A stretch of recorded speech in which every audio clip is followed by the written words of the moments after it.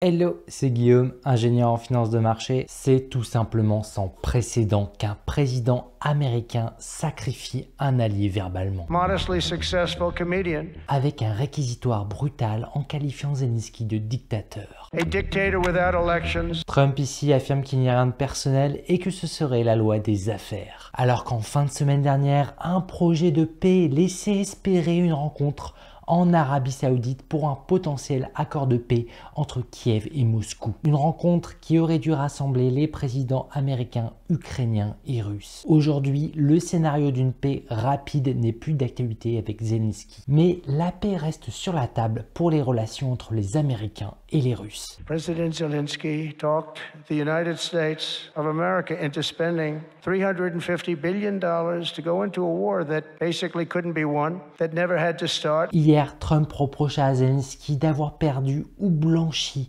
la moitié des 350 milliards de dollars qu'auraient financé les États-Unis et souhaite que les USA soient remboursés de cette somme. It never would have started if I was president. On top of this, Zelensky admits that half of the money that we sent them is missing. They don't know where the money is, he said. Aujourd'hui, Trump souhaite toujours une paix rapide et durable en Ukraine, mais réclame des élections démocratiques dans le pays, suite à l'annulation il y a un an des élections en Ukraine par Zelensky dans le cadre de la loi martiale. He refuses to have elections. It's low in the real Ukrainian polls. I mean, how can you be high with every city is being demolished? Selon les Américains, le président ukrainien ne serait plus légitime pour représenter son peuple.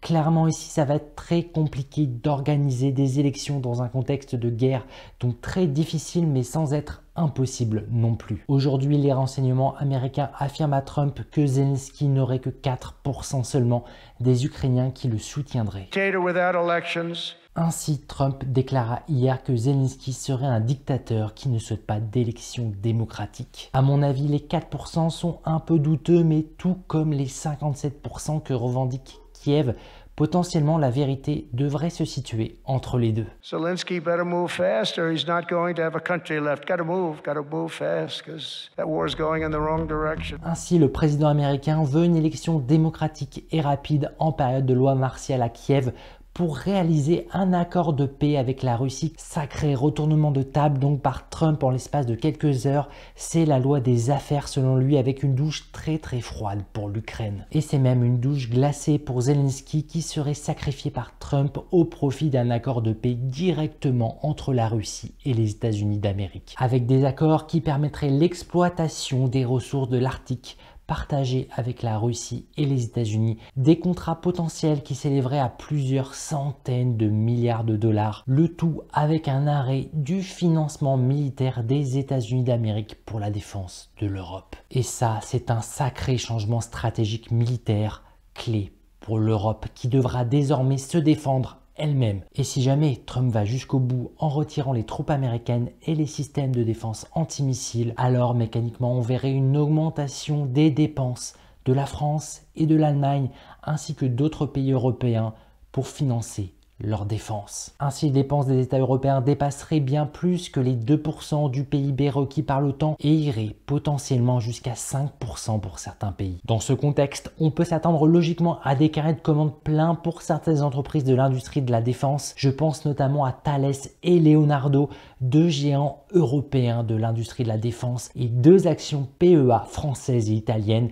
qui sont très bien positionnés pour bénéficier de cette dynamique récente. Ainsi, si ce scénario se concrétise, leur carnet de commandes pourrait bien exploser cette année, car ces deux entreprises couvrent des domaines clés où l'Europe chercherait à renforcer ses capacités.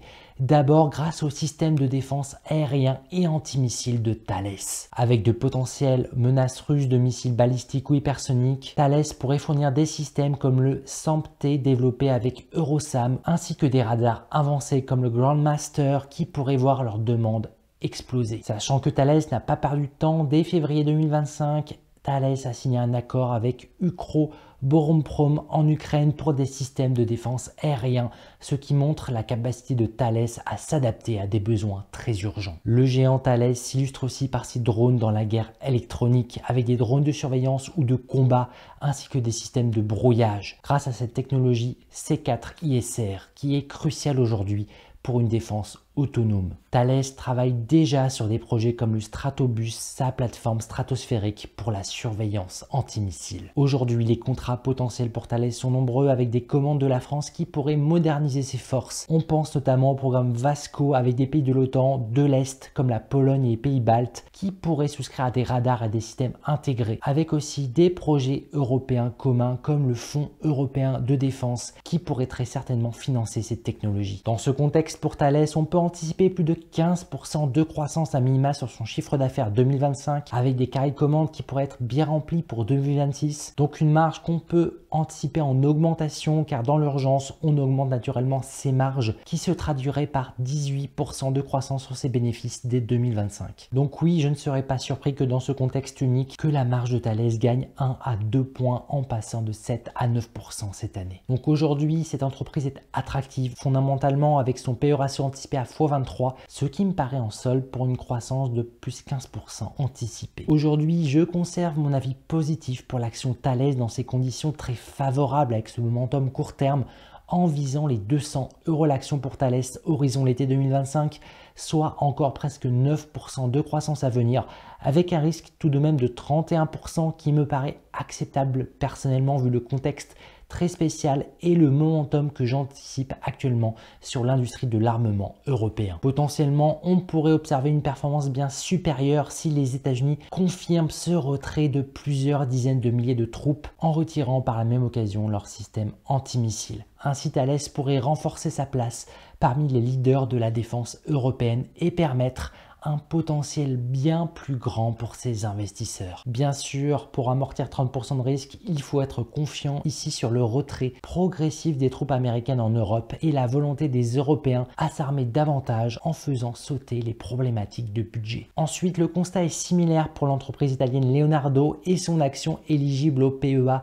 Leonardo excelle aujourd'hui dans l'aéronautique militaire, les hélicoptères et l'électronique de défense. Aujourd'hui, le besoin accru de défense européenne pourrait profiter aux avions de combat et systèmes associés de Leonardo qui est impliqué dans le programme Eurofighter Typhoon, ce qui pourrait permettre à Leonardo de réaliser des ventes supplémentaires et ses modernisations de ses radars AESA. Dans ce contexte, le futur système de combat aérien entre la France et l'Allemagne, le projet FCAS, pourrait aussi accélérer. Bien que Thales y joue un rôle plus important côté électronique, on verrait des hélicoptères militaires de Leonardo, des modèles comme la W139 ou la W169 être beaucoup plus commandés pour des missions de reconnaissance ou de transport rapide pour renforcer les frontières terrestres des pays de l'Europe de l'Est. Sachant que dès 2024, Leonardo avait annoncé une alliance stratégique avec le KNDS, le partenariat franco-allemand pour créer un groupe européen de défense, notamment dans l'électronique terrestre et les blindés. Ainsi, un retrait américain va renforcer mécaniquement ces projets de Main Ground Combat System avec le futur char franco-allemand qui pourrait être produit en masse en Italie et qui impliquerait donc Leonardo. Dans ces conditions, la valorisation de Leonardo paraît elle aussi attractive à x20 ses bénéfices pour une croissance attendue qui pourrait dépasser les 15% cette année. Un potentiel qui devrait se traduire sur le cours de son action PEA par une hausse de 10% d'ici l'été 2025 pour un risque à court terme de 40% cette fois-ci, donc des variations anticipées pas si facilement encaissables pour la plupart des PEA ici pour Leonardo. Donc oui, ici Leonardo paraît un peu plus risqué que Thales, un risque qui serait difficile à encaisser pour ceux qui doutent que les USA se désengagent rapidement. Donc voilà des opportunités à saisir avec leur lot de risques. Maintenant, si tu veux profiter de mes outils gratuits et 100% indépendants, tu peux profiter de mon comparatif des frais sur actions PEA et CTO sur mon site web guystorm.com. Et si tu veux aller plus loin, j'organise un live privé pour le club des investisseurs pragmatiques ce samedi. Pour nous rejoindre, c'est dans la partie programme premium sur mon site web guystorm.com. Sur ce, comme d'habitude, restons pragmatiques. Allez, ciao!